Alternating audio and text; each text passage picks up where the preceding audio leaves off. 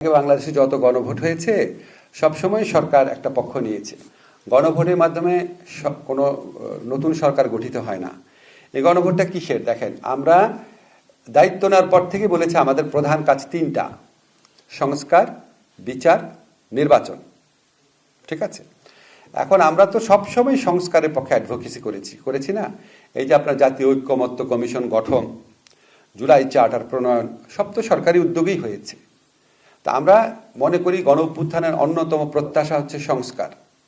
এখন আমরা এখানে সংস্কারের পক্ষে বলছি। আমরা কি এরপর সরকারে থাকবো? আমরা তো থাকবো না।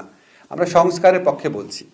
এখন আপনি আইনের বিভিন্ন রকম ব্যাখ্যা দিতে পারেন, কিন্তু আইনের ইন্টারপ্রিটেশনে একটা অনেক বড় ব্যাখ্যা হচ্ছে আলটিমেট আপনার উদ্দেশ্যটা কি। উদ্দেশ্য কি জনকল্যাণ, জনগণের স্বার্থ, রাষ্ট্রের স্বার্থ? আমরা সেটার পক্ষে দাঁড়িয়েছি, আমরা কিন্তু কোনো দলের পক্ষে দাঁড়াই নাই। কারণ আপনি দেখবেন সব দলই সংস্কারের কথা বলেছে, সব দল সংস্কার, যারা এই সংলাপে অংশ নিচ্ছে সবাই সংস্কারের কথা বলেছে। পদ্ধতিগত পার্থক্য আছে, কিন্তু কেউ বলে নাই সংস্কার না।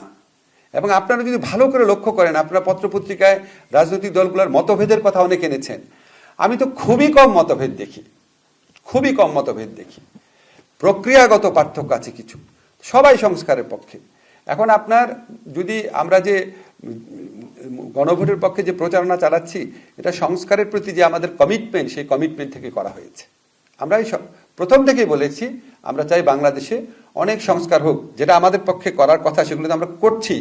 আমরা আজকে এত মোটা একটা বই আমাদের ল মিনিস্ট্রি থেকে নিয়ে যাওয়া হয়েছিল, যে 2025 সনে যে অধ্যাদেশগুলো আমরা করেছি, যেই সংস্কারটা আমরা করতে পারবো না, কারণ যেটার জন্য সংবিধান পরিবর্তন লাগে, সেটা আমরা গণভোটে দিয়েছি। আমরা লোকের কাছে অ্যাপিল করছি, আমরা তো প্রথম থেকে কোনো ভানভনিতা করছি না। আমরা সংস্কার না না না আমাদের শোনেন, হায়ের পক্ষে বলার অধিকার যেমন সবার আছে, নায়ের পক্ষে বলার অধিকারও সবাই আছে।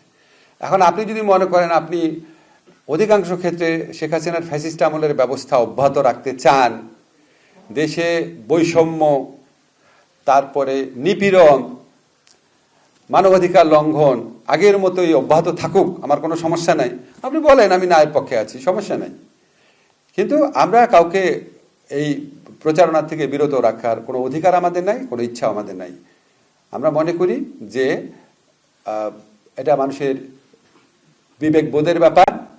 15 বছর আপনারা দেখেছেন শাসনতান্ত্রিক সংস্কার না হলে কি অবস্থা হতে পারে, এটা আপনাদের ব্যাপার।